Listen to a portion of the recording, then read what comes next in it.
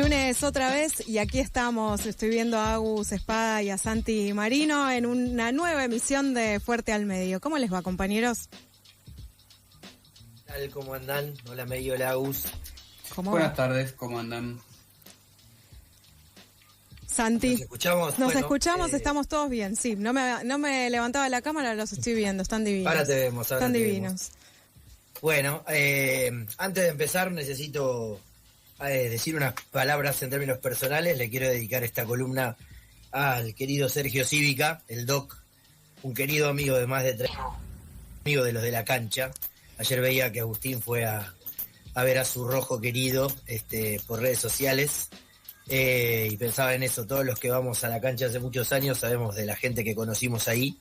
Los que somos del interior hicimos nuestro lugar para aferrarnos a Buenos Aires en distintos lugares. Yo en la tribu es uno, la universidad y la cancha, el codo protestón del Monumental.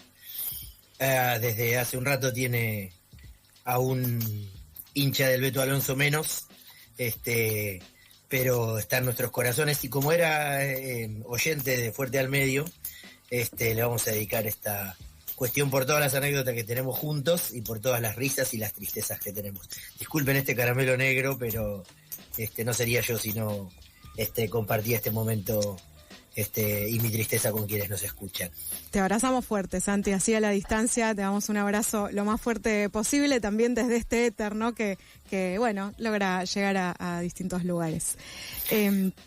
Bueno, vayamos a lo nuestro. Dale, vayamos a lo nuestro. No quería interrumpirte, pero obviamente el tema que venimos hablando un poco y abrí el programa con eso, tiene que ver con la cobertura mediática que sucedió de la represión del miércoles pasado, la represión a la marcha de jubilados y jubiladas. Sí, efectivamente, sí, sin caer en la tentación de pensar que lo que pasa para y a través de los medios de comunicación es lo más importante. Nunca es eso, efectivamente, cuando hay vidas humanas en peligro, como sucede ahora con el compañero fotógrafo Pablo Grillo, y cuando la disputa política tiene a los medios como una parte, una de sus caras, pero el proceso más central tiene que ver con lo político.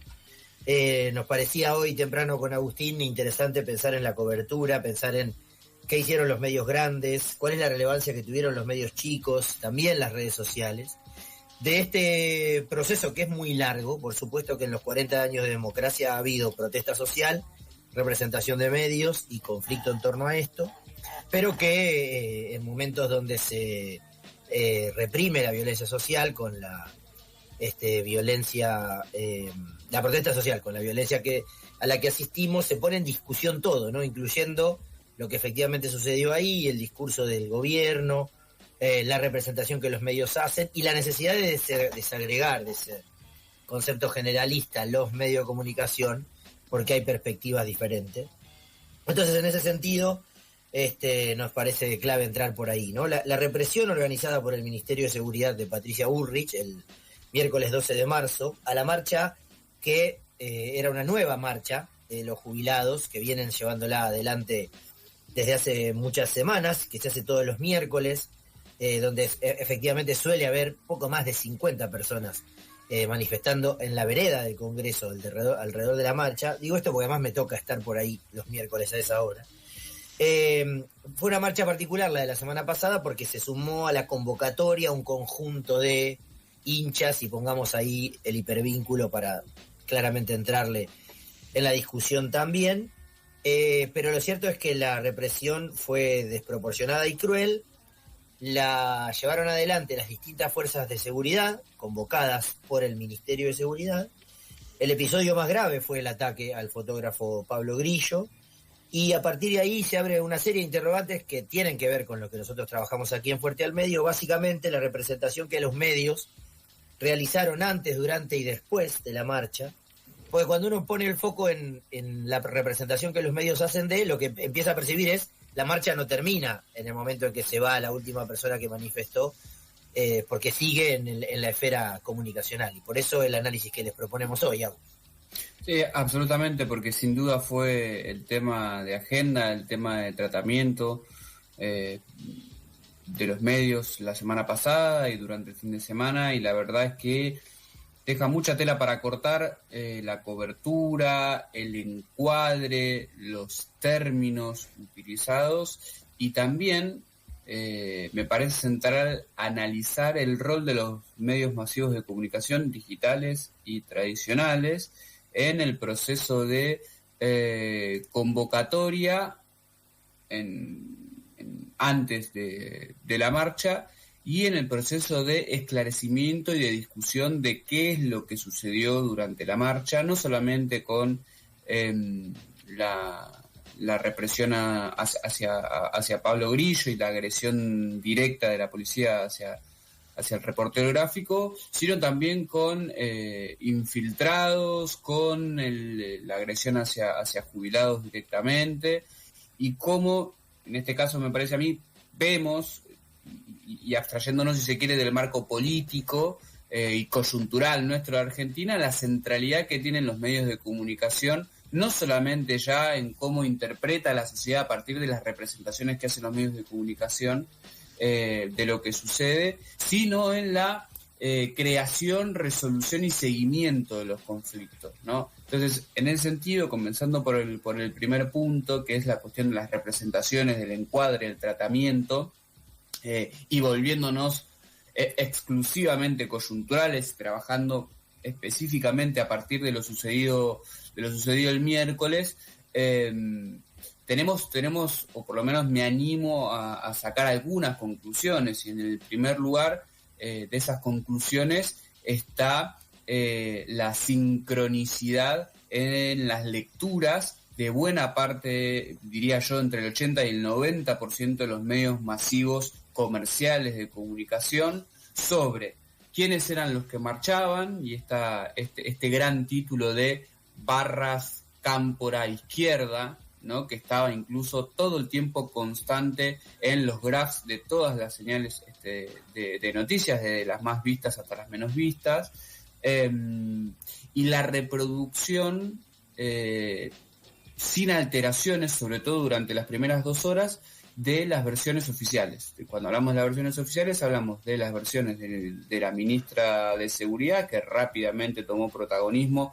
yendo a buscar los micrófonos en estas señales de noticias, y también de los partes y de los informes de la policía, tanto de la ciudad como de la Policía Federal, ¿no? Y ahí vemos un método de trabajo y una relación más que cercana entre el gobierno y los principales medios de comunicación. Sí, estoy absolutamente de acuerdo con las dos cuestiones que plantea Agustín. Por un lado, con la centralidad de los medios en estos temas en términos macro, más saliendo de Argentina del miércoles pasado y del miércoles que viene. Esta idea de la mediatización de la protesta no se agota en el modo en que los medios representan y muestran y encuadran y enfocan lo que ahí pasa. Y yendo específicamente al miércoles pasado, creo que también, que sería el segundo punto, la representación que los medios realizaron fue prístina, fue muy clara respecto de cómo se agrupan hoy los medios de comunicación mainstream, ¿no?, los grandes, en relación al gobierno, afines y hostiles, pero fue mucho más que eso. Primero por el porcentaje que describe Agustín. La abrumadora mayoría, la hegemónica mayoría de los medios mainstream, los tradicionales, tienen una línea editorial que ya no es a favor del gobierno, sino que tiene al gobierno como única fuente oficial, con una estructura comunicacional definida, ¿no? Hay una vocera central, que es la ministra, y luego hay algunos otros voceros, algún funcionario de más bajo rango, algún legislador, alguna legisladora, alguna dirigente, casi todos afines al gobierno, algunos que incluso terminan teniendo errores garrafales, incluso para la construcción discursiva del gobierno, como hablar de daños colaterales por parte de Florencia Arieto, por ejemplo. Pero creo que ahí tenemos de un lado a los medios audiovisuales del Grupo Clarín, ¿no? TN, Canal 13, la web del propio Clarín, Infobae, América 24, La Nación Más, que hay que hacer un asterisco y distinguirla de la .com y del papel, del trabajo que han hecho algunos periodistas de La Nación web, es muy particular y se distingue de la línea editorial de... Es llamativo eso, ¿no? Sí, hay... Porque tampoco lo recuperaron en La Nación Más, ¿no? analizarlo alguna vez, ¿no? Ese divorcio entre o como un subtema, ese divorcio entre lo que sale en la tele y lo que sale en el papel y la web. Pero Sí, digo, además, perdón, un poco más, ¿no? Que lo de siempre. Sí, Agus. te interrumpo ahí, Santi, que me parece que tiene que ver con la lógica de funcionamiento y con la forma en la cual se ejerce el periodismo desde los tiempos hasta la incidencia de negocios en cada uno de los productos periodísticos, o sea, de negocios externos al periodismo en cada uno de los negocios. Y ahí haría como una aclaración más, que tienen directamente que ver con el volumen de audiencia que tiene cada medio, ¿no? O sea, cuántos van a leer una nota que salga impresa en La Nación o que salga impresa en Clarín, donde incluso desde las notas se discute parte de la línea o se discute hasta la misma tapa del diario, ¿sí? Y entonces cómo se gestionan los espacios con esa diversidad perversa también, Sí, ¿no? sí, estaba pensando que alguna vez podremos hacer una columna sobre esto en particular, cuando la coyuntura nos lo permita. Hay teoría al respecto, diversidad interna, diversidad externa. Me encantó el concepto que ofrece Agustín, ¿no? De la diversidad perversa de líneas editoriales. Pero para completar esta primera lectura de lo que hicieron los medios grandes, del otro lado, ¿qué queda? C5N y poco más dentro del mainstream, ¿no? Sobre todo te pondría un crónica ahí, un crónica, quizás puede que ser crónica, desde, puede ser crónica, sí, más o menos. Sí, de todas maneras, ahí yo hago un parate, porque uno puede hacer una distinción editorial entre ese 5N y el resto de las señales, claramente con El Gato Silvestre, con Dugan, etcétera, etcétera, pero no hay una diferencia en el tratamiento, digamos, no hay un tratamiento serio, porque cuando uno ponía C5N, había hasta un regocijo y una expectativa de que el desenlace de Pablo Grillo fuera negativo, que chocaba mucho en el esquema de tratamiento, ¿no? Entonces puede haber una diferencia editorial, pero no hay una diferencia en cómo se enfoca y cómo se trabaja periodísticamente los acontecimientos, al menos en televisión, que fue lo que todos más consumimos el día y el momento de los acontecimientos. Sí, concuerdo. La evidencia además sostiene esto de que fue lo que más consumimos. Tuvimos ahí altísimos niveles de audiencia para esas señales, con C5N ganándole a la suma de los otros, pero no importa, en cualquier caso había como 12 puntos de rating mirando en ese momento señales de noticias. Y terminaría de esta primera parte, reitero que acuerdo con este planteo que decía Agus, no hay un matiz en encuadres ni en enfoques, hay una contraposición de líneas editoriales a lo sumo. Lo que decía es que me parece que la organización de sus agendas, de las que construyen los medios mainstream en esta, que es más que estar a favor o en contra del gobierno, fue una combinación de líneas editoriales tradicionales, criminalización de la protesta social, que es histórica en muchos de estos medios, más vinculación con intereses económicos de los dueños, para qué tienen medios los que tienen medios, o para qué hacen una y otra cosa, esto que bien marcaba Agus, la distinción entre La Nación más en la tele y las versiones digitales o de papel, y la búsqueda de intereses de sus audiencias. ¿Qué querían escuchar sus audiencias? Que en esa línea claramente ese 5N llega a esta descripción. Me parece que por ahí pasa parte de lo que hicieron los medios grandes, que es como un poco más de ruido, ¿no? Un poco más fuerte el volumen del ruido que suelen hacer respecto de estas manifestaciones que históricamente suceden en Argentina, en Buenos Aires y en esa parte de la ciudad específicamente. Sí, y que creo, Santi, que consagran el triunfo de la lógica de las redes sociales sobre la producción periodística, al menos audiovisual en este caso que estamos analizando, ¿no? Porque es, más allá de que esto siempre pasó y tenemos el ejemplo entre cercano y lejano históricamente de la crisis causó 2 nuevas muertes, ¿no? Con la tapa del diario Clarín, pero hay una especie de tribuneo constante en las versiones y exaltación constante de versiones o muy oficialistas o muy opositoras que quitan de la oferta. Yo colocaría, si bien es una oferta que está empezando a redibujarse, pondría ahí algún manto de dudas sobre el tratamiento de IP de la señal de Canal 9, pero con muchas incógnitas de cuál será el futuro editorial. Pero lo cierto es que es el triunfo de bala, y del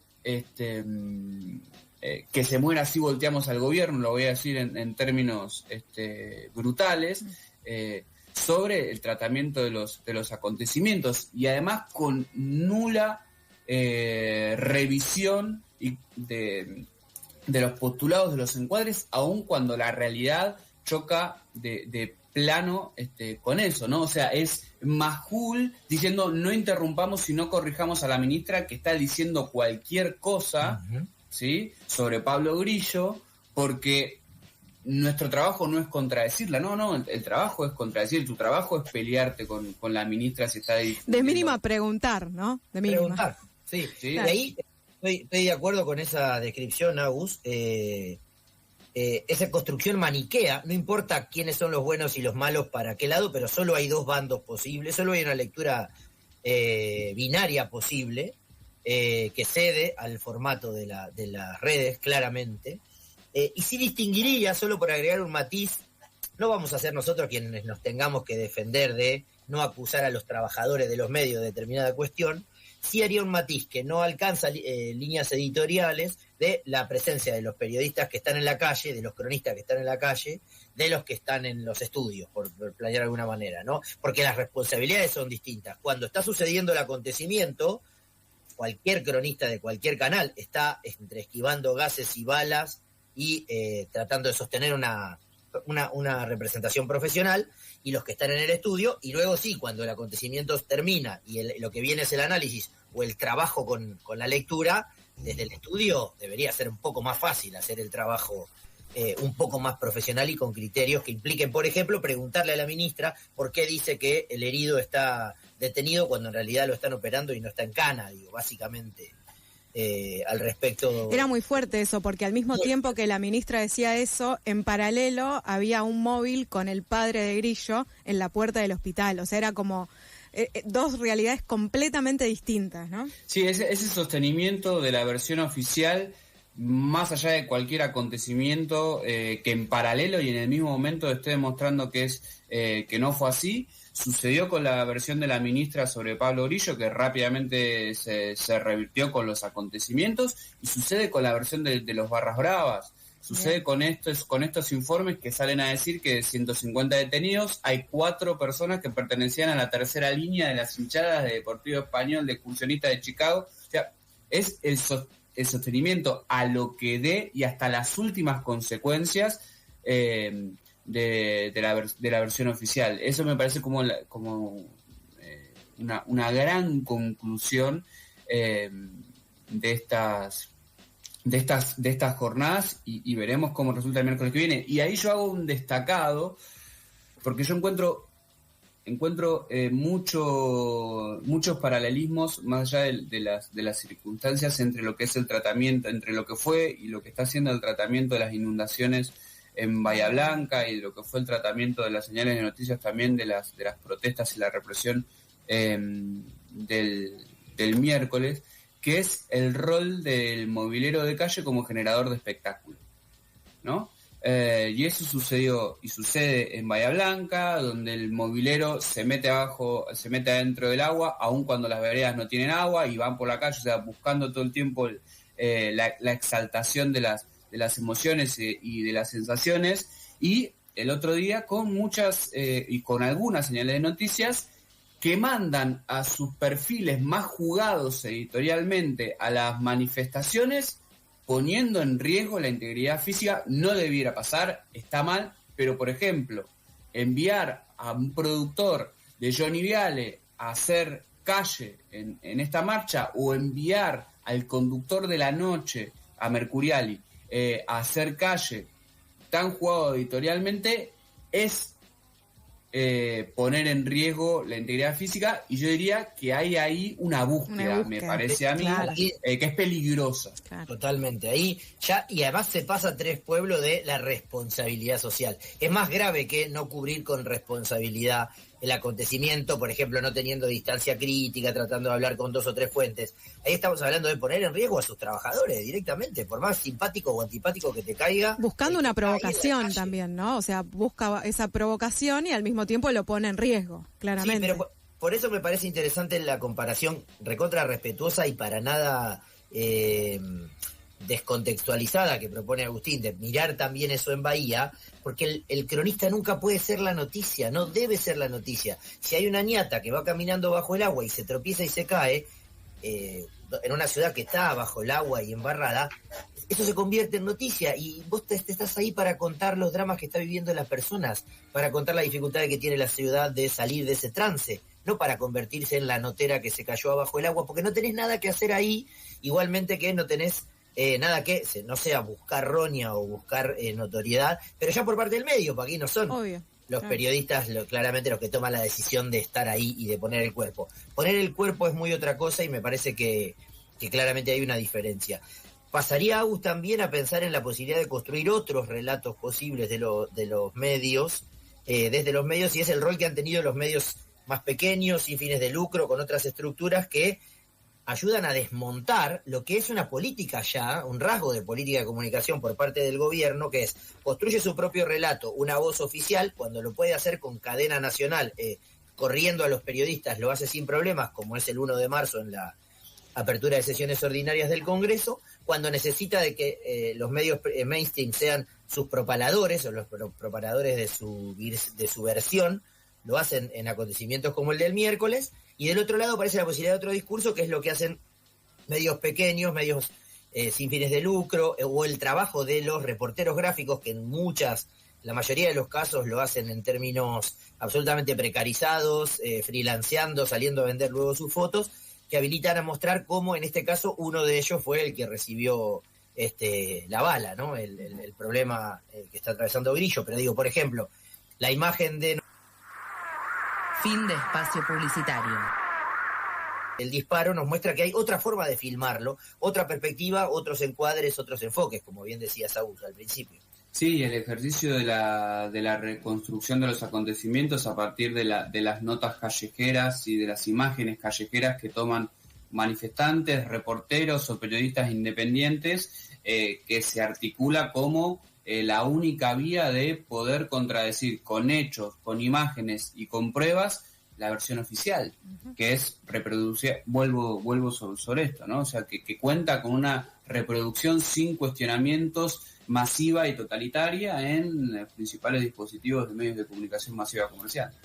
Sí, ahí podemos destacar, por ejemplo, esta figura, ¿no?, del mapa de la policía, sí, que ha logrado, incluso en las últimas horas, un ratito antes de que nosotros saliéramos al aire, con una segunda reconstrucción, identificar al tirador que hirió gravemente a Pablo, y que se combina con un trabajo de largo aliento, ¿no? El mapa de la policía es un espacio que está pensando justamente en eso. Uh-huh. Pero eso se combina con la posibilidad que tenían algunos manifestantes, incluso de postear con sus registros, con sus teléfonos, lo que estaba ahí pasando, y a partir de cierta notoriedad que puede tener, porque una cosa es María José de Flores, que fue a acompañar la manifestación y que postea en su cuenta de Twitter, y otra es una persona que es más o menos conocida y logra poner en discusión una parte de lo que se está relatando en los medios mainstream. Pienso en Natalia Bolosín, por ejemplo, ¿no? Manifestante el miércoles en la marcha, tomando videos y fotos, desmintiendo desde la presencia de barras a ofreciendo otra perspectiva y otra mirada. Me parece que el primer problema que tenemos acá, obviamente, yendo a lo simbólico, destacando que lo más importante es la vida de Pablo y lo que ahí se juega, en términos simbólicos, pero también políticos, es la pérdida de la capacidad de que haya un discurso amplio, diverso, plural y con instancia crítica respecto de lo que ahí está pasando, siendo una representación maniquea y a la dificultad de aproximarnos a cierta verdad si no estás ahí en la plaza o si querés informarte apenas, ¿no? Sí, como cierre, como conclusión del espacio de la columna de hoy, me parece a mí que en los acontecimientos del miércoles y en el seguimiento mediático, periodístico que hubo y que todavía hay de los acontecimientos, pareciera ser que la verdad, ¿sí?, de los acontecimientos y los hechos han dejado de ser sagrados, por lo menos para buena parte del periodismo, y son absolutamente irrelevantes para el gobierno nacional, que impulsa y que sabe gestionar, como lo vimos durante la campaña y como lo vimos durante este año largo de de gobierno la combinación entre redes sociales y medios tradicionales para instalar versiones y controlar la agenda. Sí, eso se legitima con Milei el viernes en Escuadro diciendo los buenos son los de azul y los malos son los hijos de puta del otro lado. Realmente es un círculo que se cierra, ¿no? Esta atribución y esta capacidad que tiene el propio gobierno. Y eso dicho en la figura del presidente es de una legitimidad muy, muy compleja de construir, muy difícil de no comprender como un mecanismo de ejercicio del poder también en ese plano, ¿no? Me parece que habrá que estar atentos a cómo esto sigue, porque posiblemente el miércoles haya una marcha con equivalente movilización y atracción de los medios. ¿Qué van a hacer los medios el miércoles a las 4 o 5 de la tarde? ¿A dónde van a estar apuntando las cámaras? El 24 también habrá una marcha de distinta índole, suponemos, y me parece que entendiendo que lo material es lo más importante, que la vida de Pablo es lo más importante, es un aspecto sobre el que no tenemos conclusiones generales, pero sí sobre el que tendremos que seguir estando. Sí, atentos. Y que está bueno eso, siempre prestarle atención, o sea, poder ver, ¿no?, diversas fuentes, poder analizarlas, sacar las conclusiones, porque también es cierto que si estás solo en tu casa, ¿no?, y estás mirando una única versión, bueno, es difícil después desarmar esas estructuras narrativas que se van armando, claramente. Santi, Agus, muchas gracias, en serio, por esta columna. Nos vamos a encontrar el lunes que viene, no, el otro, porque el lunes que viene es feriado por el 24 de marzo, así que nos veremos también en la plaza, seguramente. El lunes nos vemos en las calles y nos reencontramos el otro. Un abrazo fuerte. Que estén muy bien. Buena semana. Gracias. Pasó Santi Marino y Agustín Espada al aire de FM La Tribu analizando la cobertura de los medios masivos de comunicación respecto a la última represión que sufrieron jubilados y jubiladas.